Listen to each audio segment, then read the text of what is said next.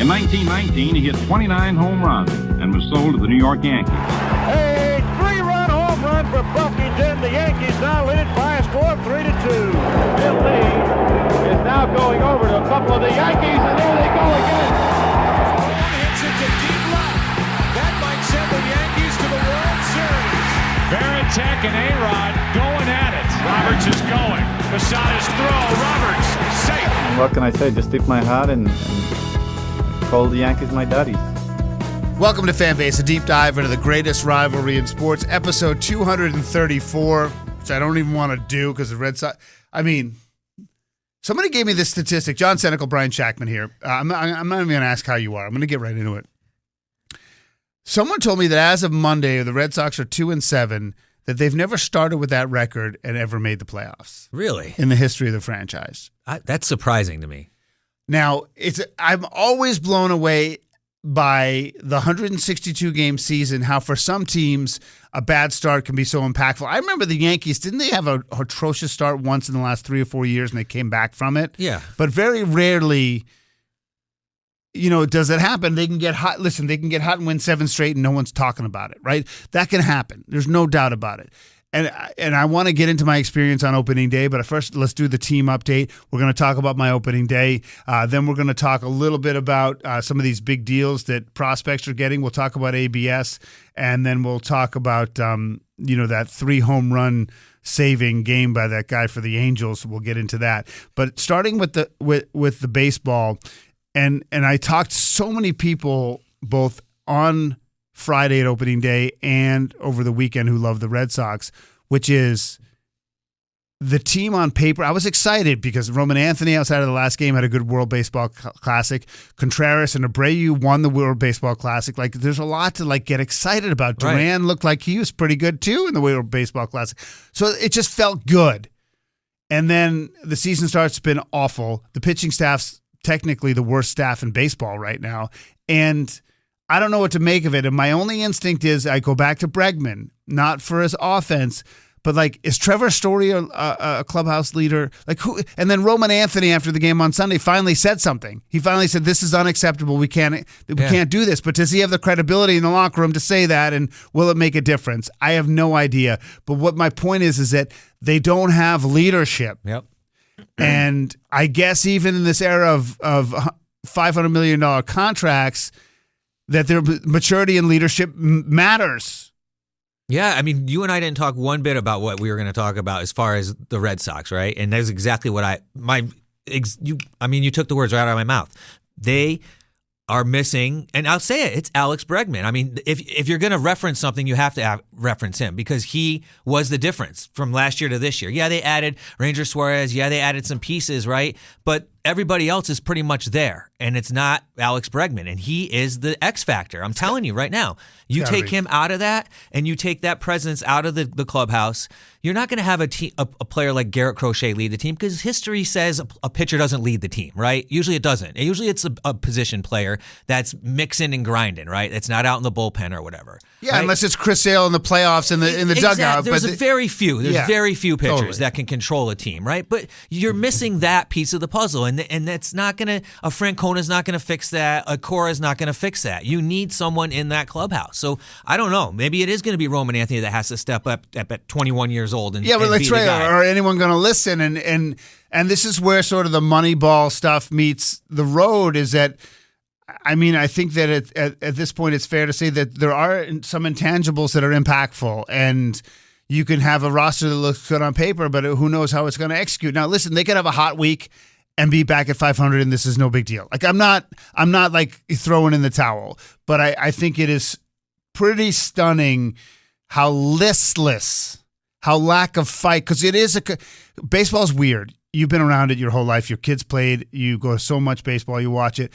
It's a weird sport because it is a team sport, but it's really not. You can be selfish and just worry about your own performance and still be a great team player, right? Because if you get your hits, you make your place in the field, you help the team win. But there's something about if there isn't a decent collective that it probably doesn't work. And I think we're kind of seeing it in real time, and I don't know what Cora can do.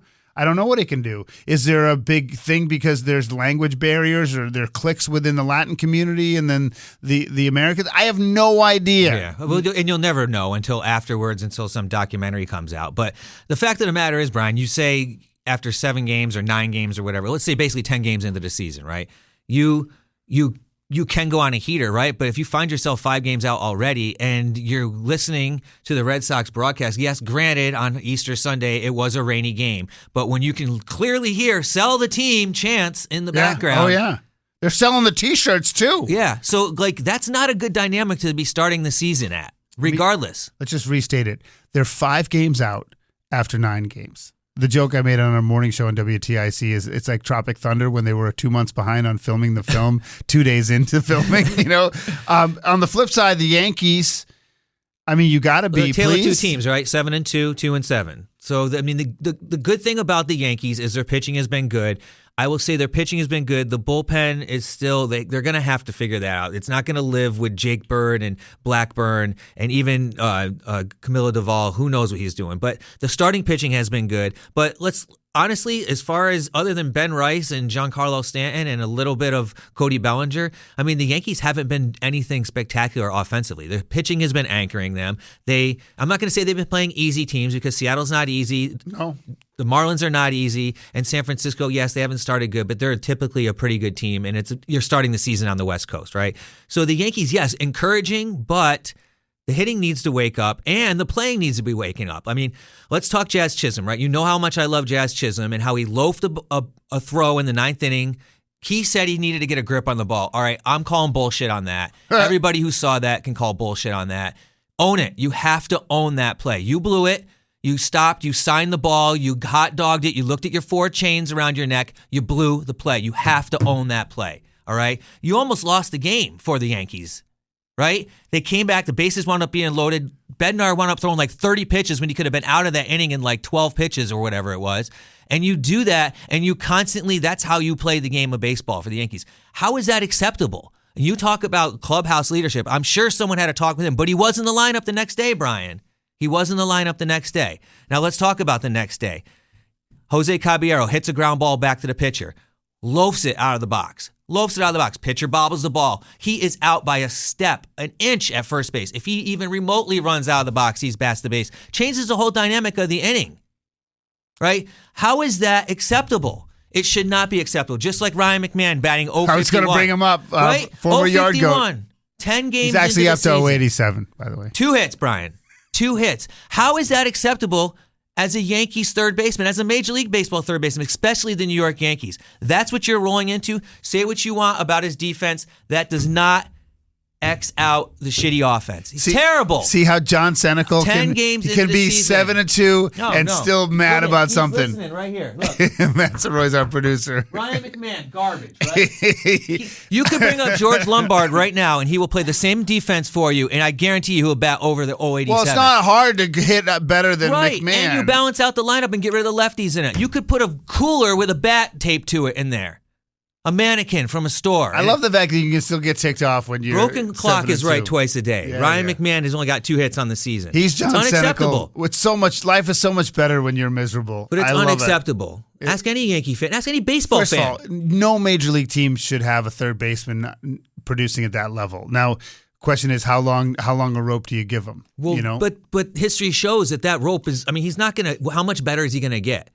10 games into the season, bat 051. Where's he going to go on a 400 heater? And next thing you know, he's batting 280 at the All-Star break? It's not going to happen. And they'll sit there and they'll say his defense is defense is defense is defense. No. He's a career 238 hitter. All of which was in Colorado. Right. Since he left. I mean, for the Yankees, he was 208.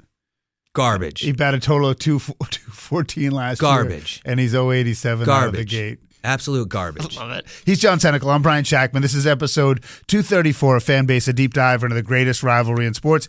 Listen, I've gone to opening day. I think it's 23 or 24 years. I think my wife and I missed one when we lived in New Jersey. We couldn't get there. And it's a tradition that we have. And we don't have season tickets anymore because we gave them up because of money. And so we buy seats in the bleachers. I still think it's like $70 each in the bleachers. Yeah, it's ridiculous. We had section 39. and we had the second row, and I was like, this is gonna suck because it's where the low rows in the bleachers, everyone's walking in front of you the whole game. But we turned out that 39 is in a section where the section over doesn't have a cross through, so you're not getting a ton of traffic from one way. You just get people coming up the stairs who are in the wrong section, or people are sitting going to get food. So it turned out not to be bad, and nobody bought the seats in front of us because nobody wants that front row because it's just so brutal. Row. And so we were surrounded by really cool people, and we had a great day. Weather was good. The weather cleared up in a way. It was beautiful, and the team won the game. They gave Xander Bogaerts a really nice reception, which was good. They still boo Manny Machado, which I didn't understand. But Boston fans, you got to give him credit. I guess he took out Pedroia, and that Pedroia was never the same after, and Sox fans still hate him, which I forgot about or whatever. So I thought that was phenomenal. My issue in general is the same issue I have with Fenway, is that it's out of 39,000, I feel like there's 1,000 people who actually care about baseball. And the women are dressed to the nines. Yeah. This is a 2:00 game on a Friday, and they're dressed like they're going to the club. Well, maybe they are afterwards, Brian. I just was like, oh my gosh. And then, there's just not as much old school Boston to it. I mean, we didn't even see a fight. But I don't know. So I still am salty on the clientele. Who threw out the first pitch? They had this is another thing. They had the 86 Red Sox in because it's 40 years. Mm-hmm. And that team, I understand, people forget that their comeback against the Angels was epic. I think they had to win 3 straight, and Dave Henderson hit the home run and the whole deal. It was epic. But this is a team that had one of the most catastrophic collapses in the history of sports. So they shouldn't celebrate him? I don't know. I mean, it just feels kind of weird. When they had Bob Stanley and Rich Gedman, I was like, those two guys blew it. Congratulations, I was they had almost Calvin getting there. Schiraldi. I'm like, what is this? We're running out of things to celebrate, and especially opening day. Yeah, that is pretty rough. So man. this brings me to a couple things. One is Clemens didn't even go. Well, he was too busy being up in Worcester signing and stuff. But I really would have liked to see how the crowd reacted to him, because I actually think he would have gotten a better reception than people think. Boggs was there and a couple others. I mean, Dwight Evans, by the way, he looks great. Yeah. He looks like some of the guys look so banged up, and Dwight looks like he's going to run for president. He looks that good. And the thing that bothers me, when Larry Lucchino was there, and I forget the guy's name, Steinberg or whatever, they used to be legendary for their opening days, and they'd always have a surprise. They'd have this energy. They didn't do a flyover because of the Iran conflict. They thought it was just, they couldn't really do that. But the flag they unfurl over the monster, they must have left it out in the rain because the blue and red had bled down the flag, and the flag was all stained. Oh boy! And they were over by 10 or 15 minutes, which they never used to be. And they chose a team that, for me, nothing against them, symbolized one of the darkest moments of my life as a fan. Yeah. So it was just weird, and I feel like the Red Sox mojo is kind of gone even on opening day. I mean, the fact that the flag was stained was just bizarre to me. I just looked at him it's a scene of how the season's going to go. It was just so Bush League to me. And back in the day, they would never accept something like that. So did my wife and I have a great time? Yes. It in some ways it is something that rekindles our relationship, to be quite honest, because she's so happy being at the park, and we don't have a care in the world. The dogs are taken care of. The kids, for all we know, had a keg party, but we don't care. How do you get into the stadium when you go? Do you take a train in, or what do you do? No, so we're lucky. Jess's dad lives in Back Bay. It's probably a mile and a half. Yeah, you or just so. park there. They always have an extra spot somewhere, some neighbors out of Yeah, town. it's clutch. We park there and then we walk. And usually we didn't have time this year because she had a meeting at school and couldn't leave as early as we wanted to. But usually we'll walk. Depends on what the time of day and how nice it is, but we'll cut over to Newbury Street, go to Shake Shack and have a nice burger and hang out, and then go to the stadium because it's the same money and it's better food. Yeah. And then we go to the game. So we have this and then after the game, if whether you're drinking or not, it's still great to have that walk back. Yeah. Because it just, you've been sitting and whatever, you're in the park, and it's a great rhythm we have to that experience. So we had a great time ourselves. We were happy to win. But it's and my wife scored she made it to like the 7th inning, scoring the game, and people look at her like she's a Who is this unicorn, lady? Yeah. or she's got 3 heads. Yeah. And then it leads to a conversation in surrounding area, like, "Oh, what do you do for that player? How do you do for this?" It's like amazing. Lost art. It's a lost art. How few people know how to do it, Yeah. and that's really enjoyable. So I would say it was a net positive, but the team, it's hard to really rally around them. There's a couple guys I like. I love Willie Abreu. I hope Roman Anthony does well. Meyer is the guy I really like. Yeah, I you think got to he's wonder about him, though. Who knows what's going to happen with him? I just like him. Yeah. I just like to see well, him. Roman Anthony will be fine. Willie Abreu will be fine. The other thing I'd like about, I saw one of my friends that he's went to his, like, I don't even know, 40th consecutive Boston opening day too.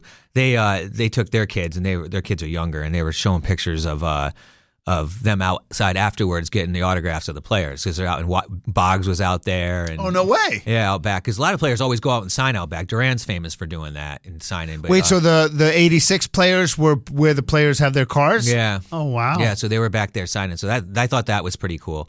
Yeah. They have to go, but the thing is like back in the day, I think it is cool. Part of me feels like they're doing it now because they have to. Yeah. Back in the day, they didn't have to. Back in the day, they never played music in between.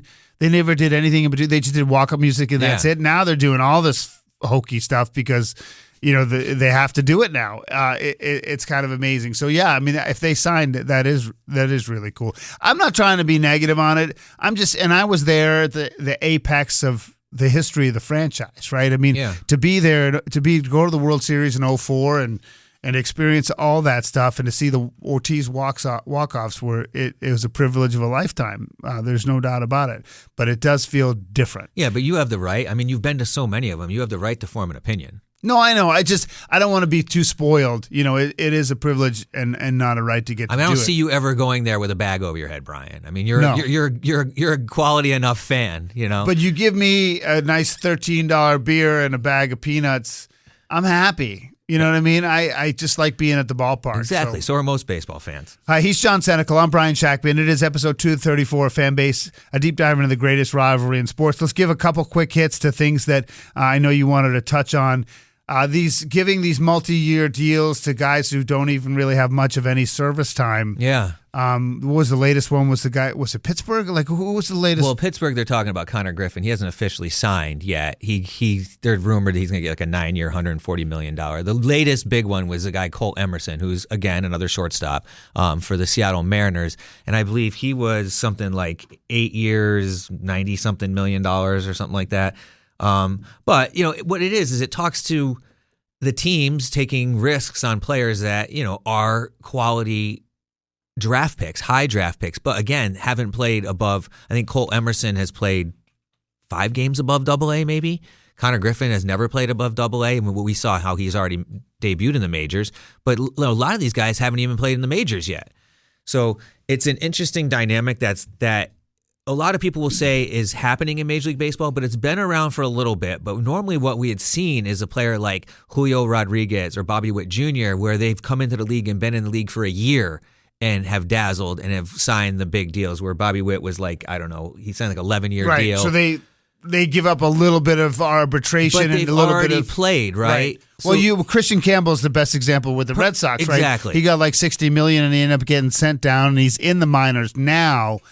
On his second year of that so-called deal. And they did that a couple of years ago with a Cuban defector. Well, that's been happening a long time now for these Cuban defectors, because it wasn't like where you had to post the signing bonus or whatever. They would just come to the States and you would negotiate right, but they would get like a 6-year deal for $70 million. Exactly. El Duque, Contreras, we talked about his son pitching in the WBC. Yeah. Those are the kind of guys that got those contracts, right? So it has been around in some form. Luis Roberts on the back end of a deal on the contract. So there's only one question to ask here. Do you think it's a good thing to do if you're the team? So absolutely, if you're the team, right? Because these players are going to most likely make it to the major leagues, right? They might not play shortstop. They might be a center fielder like Jackson Merrill turned into, or they might be a DH, or they might be a part-time player. But if you're going to pay them, let's say, $10 million a year, and they come into the league and they give you 3 years at 250 plus hitter, that's worth your money right there, because you would have been paying those guys $20 million.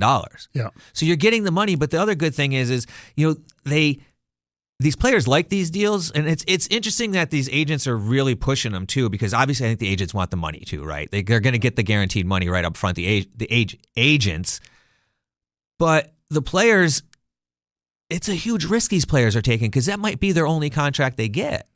Right. So it's so true. And listen, you give up money, but I think the trade-off is if you're 20, you sign that 6-year deal, you're a free agent at 26 and can get that 6 to 8 plus year deal. That's the selling point. So if you do fall through on your potential, then you can get the mega deal. And if you don't, you already have lifetime security. So I mean, they definitely, in terms of arbitration awards, if you do well and maybe 1 or 2 years of free agency, they do. I think the player ends up leaving more money on the table than it's definitely not the minor league player-friendly deal. The team wins these deals, believe it or not. Even if and I actually agree. Like even with Campbell, it's like you do the cost-benefit analysis. You have the bean counters.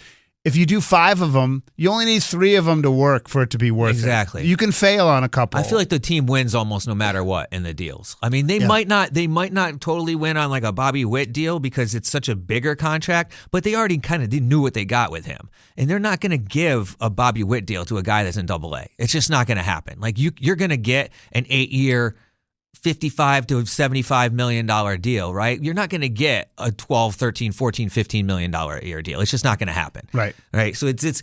I think the team wins no matter what. You hope that the player wins and gets two contracts to sign. But what I worry about are the players that are like the Gunnar Henderson guys, that are these guys that have been on teams that are superstars, that have been on teams for 2 to 3 years, that weren't offered this opportunity, that are looking at this and being like, hey, Orioles, why didn't you offer this to me? Right. Or so-and-so, why didn't you offer this to me? Paul Skeens, why didn't you offer this to me? If I'm not that important, I'm hitting the road. Or the corollary to that is, and this is key, going into the labor, because is this trend going to impact how they collectively bargain? Because if this becomes a trend, then all of a sudden arbitration is less relevant. Exactly. A whole bunch of other stuff it doesn't work. Are we going to see the players want something built in where you have to play a year of Major League Service before you're offered any of these deals? Something, because there's an issue here where the system could be really impacted if you're just taking a guy with some promise or a guy who is in the league for a short amount of time and give them years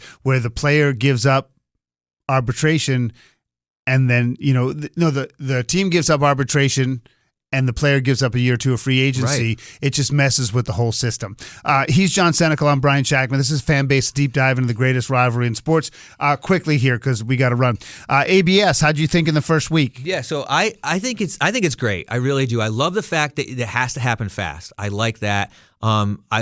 I think it's cool to finally expose the bad umpires that consistently blow calls. I mean, that one guy. Geez. Yeah, CB Buckner. We knew that. Everyone makes the joke that what would it be like if Angel Hernandez was playing, was still in the thing. But here's what I'll say. I'm gonna find interesting. How will it evolve over the season? Right. You see a lot of guys getting antsy in the first inning, second inning, and using these, and then all of a sudden in the 9th inning you're like, oh my God, I wish we had that, because it's only 2. Right. How well, if you're successful, you don't lose it, though, right? If you're successful, you don't lose it. But we're seeing some early on here. We're seeing some bad tries in the first and second inning on some players. Behind the plate. Most of it's catchers. Not a lot of pitchers. It's mostly catchers and hitters that are trying to challenge. But what I'm saying is, how are these teams going to evolve, right? Or how disciplined are they going to get? Are they just going to say, as we get closer to the postseason or the games matter, are they just going to say, screw it, we're not challenging anything until the 8th inning on, right?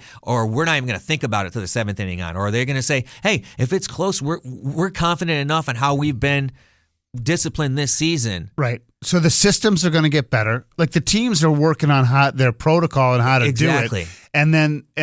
And the second part of it is, I mean, obviously, if it's an obvious miss, it doesn't really factor in. But you even heard, like, this is what I want to say because you haven't been to a game yet.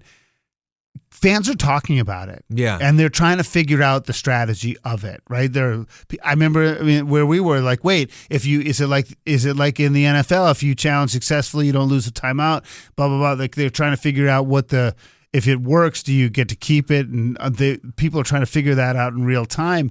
I think it speaks to, like, the players are so macho and prideful, you can't trust them, right? And so sometimes you just got to do it from the dugout. Kind of has to be the determinant. And so like Andrew Hurley for the UConn men's basketball team, he's the one who decides for UConn whether to challenge a call. They got to have a system, and that guy's got to be trusted and trustworthy, and they got to just go with it. I mean, your point is 100% right.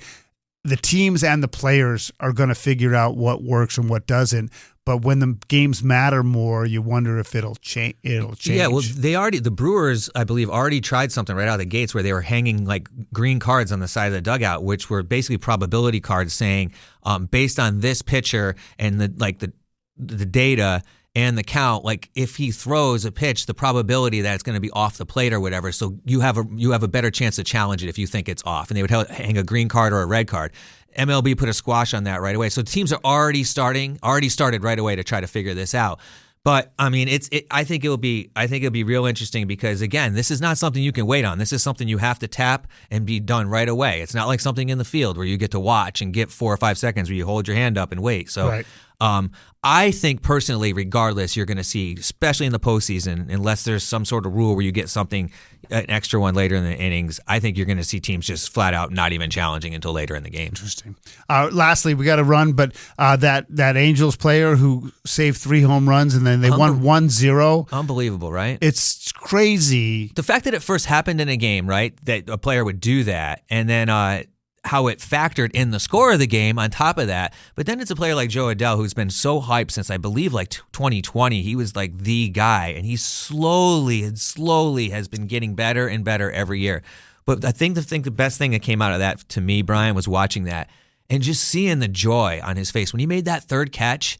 And once he figured out that it was an out call, then the fans were slapping him on the back, and then they took that picture from behind, and it looks like he's just won. It almost looked like AI, right? Yeah. It's just such a great thing. That's why I love baseball, dude. Like, I mean, that's a moment that dude, that might be the best moment in his life. Yeah. In baseball. He might hit a walk-off home run, and still that might be the best. You got moment. a comp that anything else you've seen or experienced? Like, what sort of like crazy stuff have you been? Well, I mean, if you have been watching anything in Major League Baseball, this first 10 games, the play has been insane. There has been so many amazing defensive plays so far. And, I mean, Shohei hasn't given up a run and a play. I mean, Shohei is doing what he does. Some players have been injured. Mookie's hurt. It's going to be interesting to see how these players that are starting off hot and cold, like Cal Raleigh, how they respond. You think Raleigh's like the chemistry of that team and the Arozarena stuff? I just don't. You don't think is he a bad guy? No, I just don't think. I think what he did last season was an anomaly. You know, given right out of your mouth to do what he did as a catcher is amazing. Everybody has said it. I just don't think you'll see that again. Yeah. I think what you saw was Cal Raleigh last season batting .240, but hitting 30 more home runs than he normally should have. He just got on a heater. Now, I think just got on a heater. That's very. I shouldn't say it like that, but that's Major League Baseball. Some guys just get hot, man. Yep. That's how it works. He's John Senecal. I'm Brian Shackman. You've been listening to Fanbase, a deep dive into the greatest rivalry in sports.